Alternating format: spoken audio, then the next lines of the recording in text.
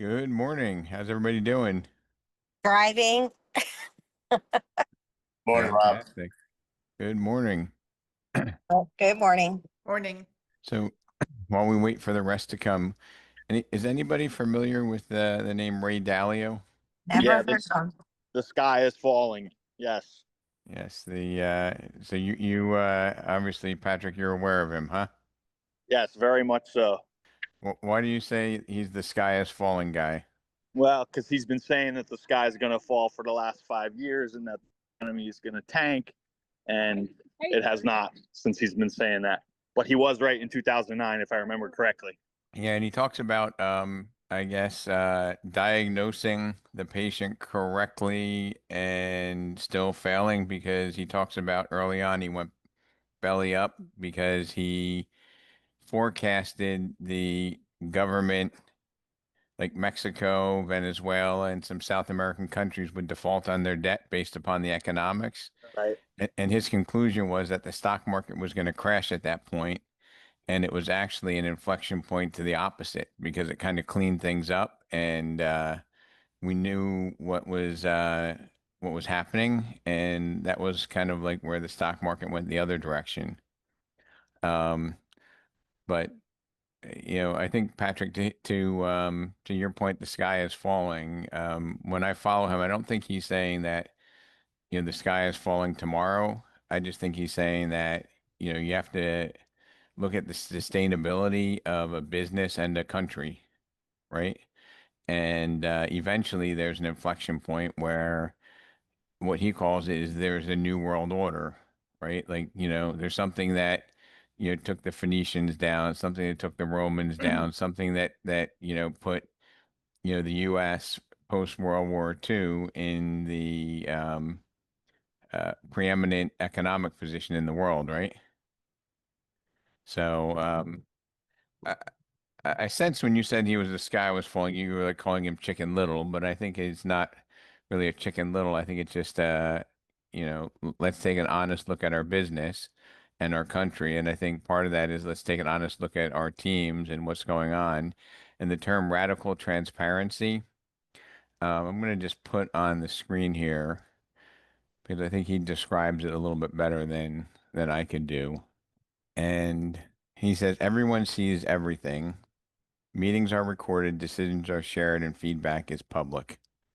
Truth over comfort. Employees are expected to speak candidly, even if it's uncomfortable, and no behind the back talking.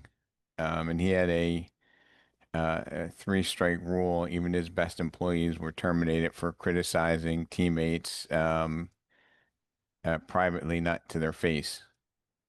And I thought some of those things were pretty good. And some of those things we do better, and some we do less of.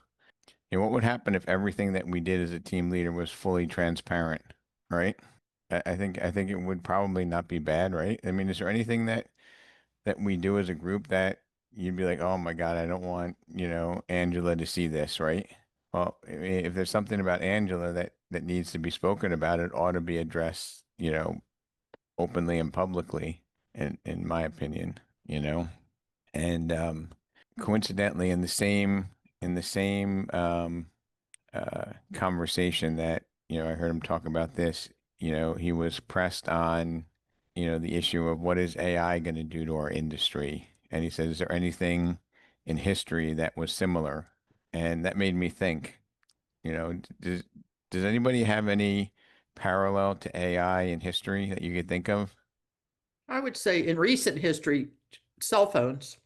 I mean, cell phones is a big Electricity. electricity. Yeah. Well, I think his analogy was good. He was talking about like the industrial revolution when you eliminated oxes with farm machinery, right? And we went from an agrarian culture, right, economy to an industrial economy. And if you thought about it, I guess at the time people were fearful. What is everybody going to do for work now that there's this, machine to do it, right? And yet, what happened is everybody pivoted in what they needed to do. People came machine operators. People went from that economy into the service economy. And he said, this is just another example of that type of a, major change. And I thought that was a pretty good analogy, right? You don't have as many farm workers, but we still have food to eat, right? And we still have people that are employed because of the technology. It's not the technology eliminated everybody. So anyway, Patrick, you and Chapper are playing golf and you're on with us? Yes, we are. Wow, that's impressive. So, is anybody like looking into, what, what 5 years from now things are going to look like? Maybe like Patrick, like, 5, 10 years from now, you see major changes in the way you do your business and how AI is going to impact it. Yeah, so I think that that person to person interaction is just going to be so much more important. Our processes might be more and more efficient and we might be able to do our job better. But if you can't get that service person to person interaction down, then you're going to struggle because that's going to become ever so important. So that's the barometer where, and you're staking that AI is never going to get to that point where you're going to be comfortable fully with an AI interaction. Like, hey, what about the schools? What about this? What about that? Yeah, Is that the presumption? because I think people want the local expert. ChatGPT doesn't live in your town. I think it's possible that the certain segments of the market are going to lose a lot of the human intervention. I think the luxury market will still need humans.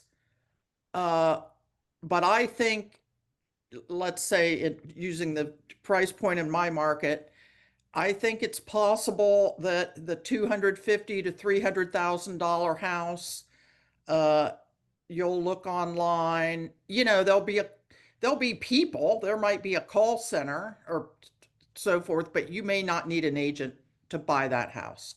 It may be more similar to buying a car. Interesting. I think it's possible, especially in a, you know, populated area where all the houses are similar, of similar age and so forth. It kind of makes you think, but I think for once, I think like a lawyer or a doctor is probably more at risk than we are, ironically, right? Because you can put information, say, hey, I have this problem. And if you ever use ChatGPT to analyze anything like a legal document, a lease, whatever, it will give you, the pitfalls. It will give you advice that you'd probably have to pay, several $1,000s for. Well, my husband, Chris, the company he joined, they're selling healthcare robots that they don't exactly replace nurses, but they do replace a lot of the more repetitive tasks in a hospital of deliveries and so forth. I mean, a lot of So, robots do that. but I mean, I guess the vision there is eventually it might even be able to, right? Probably not completely. There's a um, there's an extreme nursing shortage in our country. You probably know that. So it it helps where there's a shortage of humans. What we could do is we could have Chris take all the real estate agents that haven't transitioned and get them into nursing, right? All the ones that haven't invested in themselves. There you go. Well, I don't know. It's not easy to be a nurse. I think being a real estate agent is possibly easier. Uh, What so about what about the car industry? I had a car that was built by a robot. That's huge. com completely built. I think most of them are. Yeah, completely built. It was a Lincoln, um, and they had it built by a robot. They brought it over to the U.S. by boat or ship, whatever. Um, Ended up Okay. being a lemon. It ended up being a lemon, and I had to turn it in. But the car I drive now is AI driven, and it listens to everything I say. Well, the car buying, the last car we bought from CarMax, we found it online. Uh, we did there was a human at the end, but for the most part, it was a completely online experience, and then went to the CarMax store to get it. Yeah. So what would some radical transparency look like from a team leader's perspective? Because I know some of you have, more than 5 team members and have called me when you've had 2 open houses and you needed help. Does that resonate with any of you? Like Oh yeah. why are you doing one of your 2 open houses and your other 5 team members are all too busy to help you out? Like, I think that's a radical transparency issue, right? Because does anybody think your team members are maybe jealous of your success if you were to be completely honest? Lynn saying no. Danielle, Yes. you think any of them are jealous of your, I think there was one at one time and we exited them. so Danielle, do you think any of yours are jealous of your success or no? You're on mute, I guess. I actually never felt that, honestly. I mean, I think they more, I never felt that they were jealous, but, more striving to have the same success. Okay, so they admire your accomplishments, right? Right. But most of them don't have the willpower and the sacrifice to do what you do they? Yes, I agree with that. I think that they know, they see how hard that I work. And I'm like, you could just follow me and achieve the same success, but it's, yes, are they willing to put that, work in? Right. And I maybe my categorization is like jealousy, or maybe they're envious of what you have, but they're not willing to pay the price, right? Right. They want what you have, but they're not willing to pay the price. And I think maybe radical transparency is finding a way to have that conversation without fear of offending them and saying, look, I think you have the ability. It just, you need to decide if you want to make that commitment. And then if they want to make that commitment, part of a leader is just to hold them accountable to that and be transparent, right? I mean, how many times have you made sacrifices where you wanted to go on a trip or you wanted to do something, but you got a big listing or a client that you needed to help, needed your attention, and you pivoted? Has that happened more than once a month or once a year? Weekly. Weekly, right? But Yes. I don't know that our team members realize that. They think that, everybody on this call walks on water and that you're successful because you have some superpower, and it's not related to your work ethic and commitment. Because we all have a lot of talented people on our team, and some of them are no longer on our team because they didn't have the commitment, they didn't have the work ethic, they weren't willing to make the sacrifice, you know? So maybe that's transparency kind of hurts at some time, but if you don't have that transparency, I don't think that they're going to be able to make the decision for themselves whether they really want to be a team leader or hit the success that we all have on this call, right?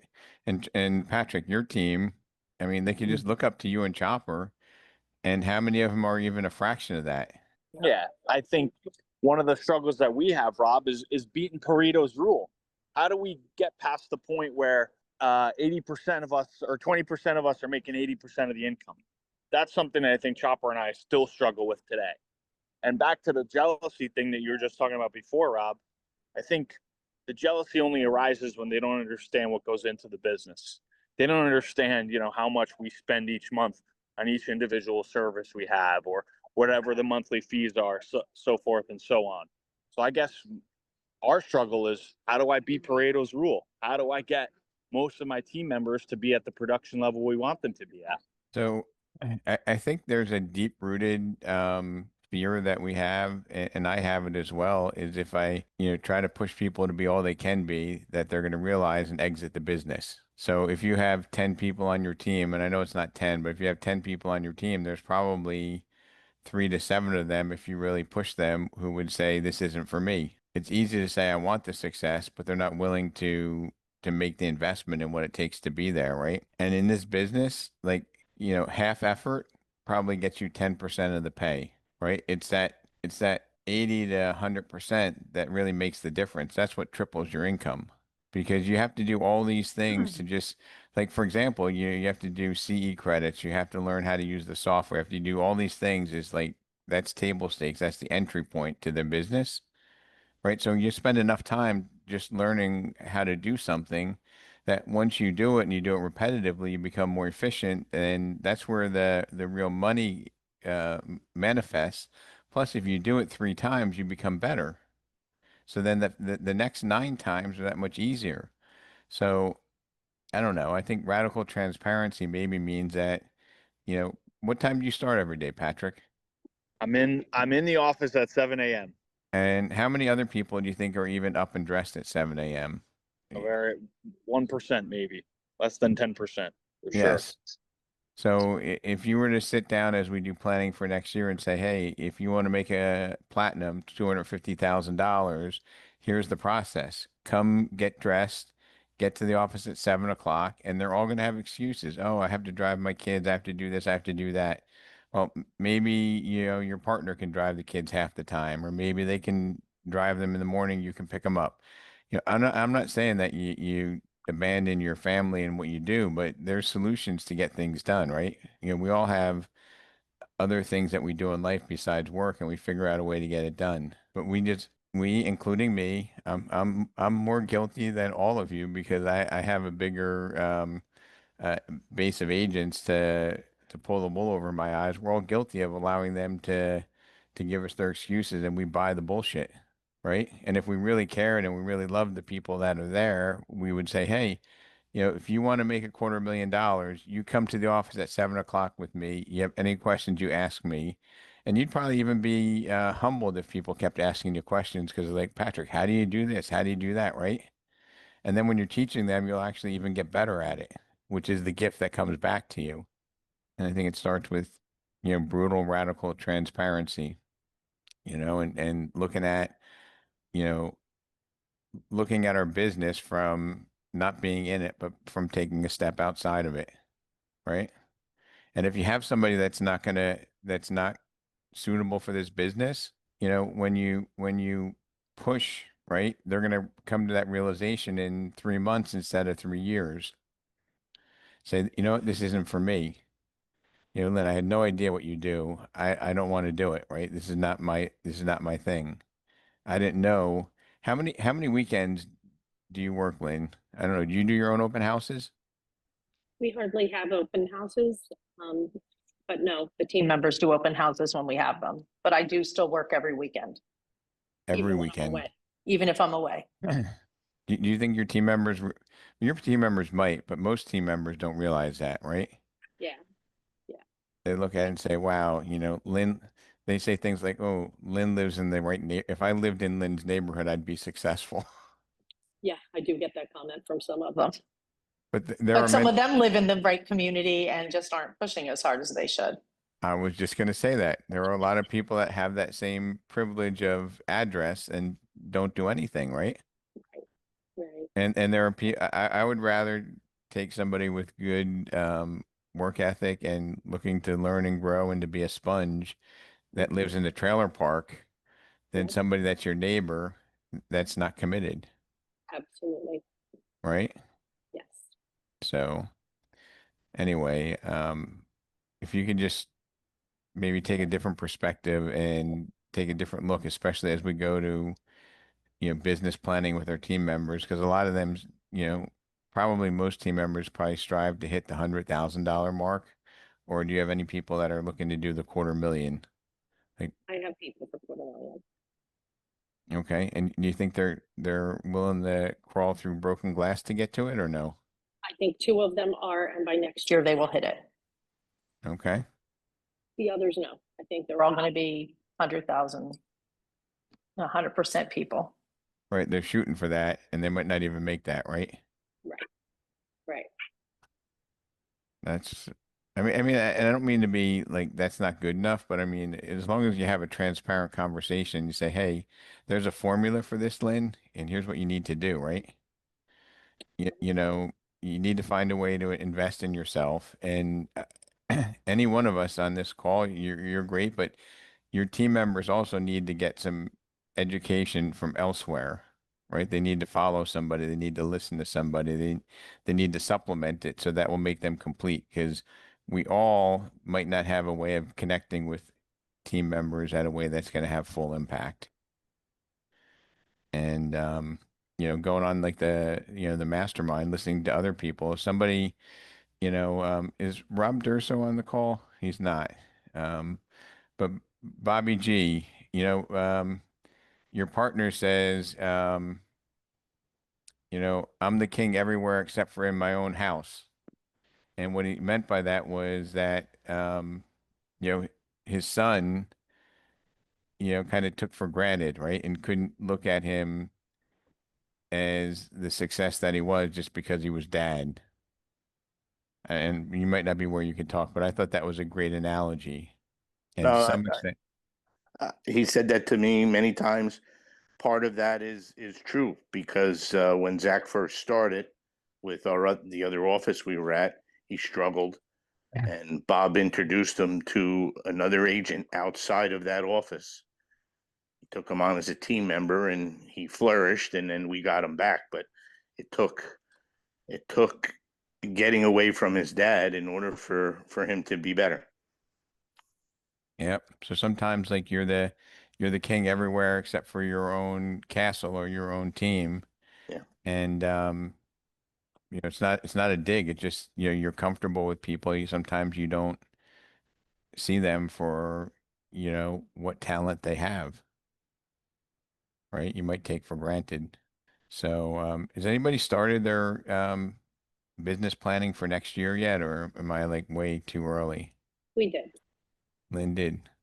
Anybody else? Chopper and I talked about it. It's in our brains now. We need to put it on paper. That's what I was going to say.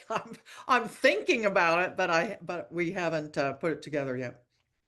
Well, I'm going to say this with like the most compassion is just to call people out on what doesn't make sense, right? And not because you're nasty, not because it just you have to be radically transparent with them and say the definition of insanity is what? Doing the same thing over and over. It's Expecting it's the it's same it, result. it's repeating last year and expecting a better outcome, right? And a lot of times we'll say, "Hey, Lynn, I think next year is going to be a better year with the interest rates dropping and more buyer." Like that doesn't really matter. And if I can stress that to everybody on this call is if your financial future or that future of your team members is dependent upon the Fed cutting interest rates or the insurance rates or any type of problem being resolved, if any of that is reliant upon that, then we have a flawed business model, right? In other words, what we need to do is we need to say our outcome is independent of whatever the market does. It has no bearing to it. It has everything to do with what we do, and it's everything to do with Patrick. Next year, I'm going to be 1 year wiser, and I'm going to have solved 1 year's worth of additional problems. I'm going to have 1 year more of connections, so that I'm going to be that much more valuable. And to be honest with you, a challenging market really highlights the need for enhanced skills, right? What does Warren Buffett say? When the tide goes out, you see who's swimming naked. Yep. So, but I embrace the fact that things aren't easy because if they were easy, we wouldn't make any money, right? And I don't know, Glenn, do you care what the market does? You're ambivalent, right? I'm sorry, I had you on mute. Yeah, never. It means nothing. And I go where the market is and I make the market. right. So, but and full transparency with your friends. Does the market have any bearing on your plan? Like, do you look at it and say the market's planning to be up by 8% next year? I'm going to change my forecast, or no? No, I remember when June of 23 hit and everyone, it was doom and gloom and rates went through the roof and everything. We stacked up our best month the following 3 months, like boom, boom, boom. And it had nothing to do with it. It had to do with the conversation, how you have it. Right. It's dependent upon what we do, how we engage people. I mean, if your team walks around with their head down, Glenn, the customers are going to feel that, Yeah. right? I mean, it's the kiss of death. So when we do our business planning, if anybody says, well, it depends on where the market is, you need to reposition or you need to have some radical transparency and say, my lifestyle's not changing based upon where the market goes. As a matter of fact, when the market gets to be a little bit more challenged, that's when I am going to be more valuable because my unique value is going to be more apparent, right? I was talking to some people who aren't on this call who are saying that we need to do a panel on how to price properties better. These are people in South Florida because everything is seemingly overpriced. And I think the implication was that, we and their peers are also part of that. We are overpricing it because that's what the public is not coming to realization as to where the market is. So they're appeasing them and letting them learn by price discovery, which is very expensive, right? Testing the water for price discovery is not a good solution to solving the problem. So anyway, as you plan, and I encourage you to do it sooner rather than later, be really transparent. Everybody should bring up the definition of insanity when you have your conversation with them in a very polite way, which is, hey, 2026 is around the corner. What are we going to do radically different to have a radically different outcome if they're not satisfied with what's going on? Because I think most of our team members, as I look across here, Lynn, a majority of your team members, which you're doing well, are probably not satisfied with their result, right? Correct. They're making progress, but they're not satisfied. So we need to have a radical change. Um, That's actually what Danielle, we're talking about today at our meeting. Danielle, your team, probably the majority of them probably have aspirations of doing better, right? Absolutely. So we need to have those transparent conversations. And Patrick, I know, you have people that fit in that 80% category that, I'm going to look to you to try to pull them up. So maybe you can be a 50-50, like half your people are now performing instead of 20%. All right. The only exception probably is radical accountability, Glenn. Yeah, but I think there's a misnomer there, Rob. If there isn't a week that goes by that I don't want to burn the whole thing down, I'd be a liar, right? Like it's the challenge of it, right? You just got to keep moving along. So I'm sure does that surprise anybody besides me to hear Glenn say that? It makes me realize that Glenn is still human like us. Every single week, it never fails. Liz and I'll go to bed and I'm like, we could just not do this. So Glenn, what are some of the things that frustrate you to that point? And I know you're like a perfectionist. You like to have that machine, operating at 99.9% efficiency. Yeah, when you have the whole universe around you going, God, you give them all the tools and they do everything, and then they don't do anything with it. It's extraordinary, and you're spending a lot of money doing that too. It's frustrating, right? And for me, it's more of, I have calls every day. So literally there's content every single day. And if you're doing that, no matter how crappy your morning is, you got the flat tire, you had whatever happened, you've got to get on there and be the smiley face. And, sometimes it's just tiring, right? It's not always easy. It's actually, that's the hardest part of the business. I think the selling's a piece of cake. So Glenn, you share a lot, and I think you enjoy sharing as well, and that's part of your success. What can the team do to help you? Like, because you're always saying, this is what I do, this is what I do. What could one of your peers do to help you? I know I just heard your frustration about people not taking advantage of some of the resources that you give, right? Yeah, I mean, I think well, I've just told the team this morning that they're going to be running our Monday calls from now on, so that I can attend this full time, rather than jumping in the last few minutes because it interferes with our call. But I think just sharing, things, I mean, specifically around how to get people that are not motivated, right? Do you think people sometimes look at it and say, yeah, that works for Glenn, but I'm not Glenn. I'm not that tech. Do your team members, do you think, say that behind their back? Or or under their breath, or maybe even subconsciously, they think, well, if I had Glenn's brain, I could do it, but I'm not programmed that way. Oh yeah, I had someone say one time, not everyone is Glenn Baker, and I was like, well, that's not what I'm asking you to be, right? I'm asking you, you made a number, be accountable to your number, be accountable to yourself. Right. And you're probably going to say this is overreach, but you're like the Steve Jobs creating the iPhone, and all your people need to know is how to use it. Yeah, Right. it's I true. mean, you're bringing the technology to them. They just need to implement it. They don't need to do all the research. If they knew, like, the evenings and early mornings that you're playing around with different technology to see what works, like, I think that they would probably have a greater appreciation, but maybe not. But like, you vet everything out for them and say, hey, here's the iPhone. And the iPhone's really easy to use, but you still have to use it, right? I just had an agent join the team, and he said to me on the very first call he attended, he goes, that was the most valuable call I've had in 1 year in real estate. And he said, you know why? You could actually get the Zoom working without spending 15 minutes on it. And I'm like, I said to him, if that's the bar, if that's really the bar, we've got a huge problem in real estate. A big opportunity, right? And of course, he signed in, and he has two of his first deals from opposite side of deals, open house type things. He jumped on the open houses in the first 2 weeks. He's got two deals now. And how is your recruiting going, just for the rest of us?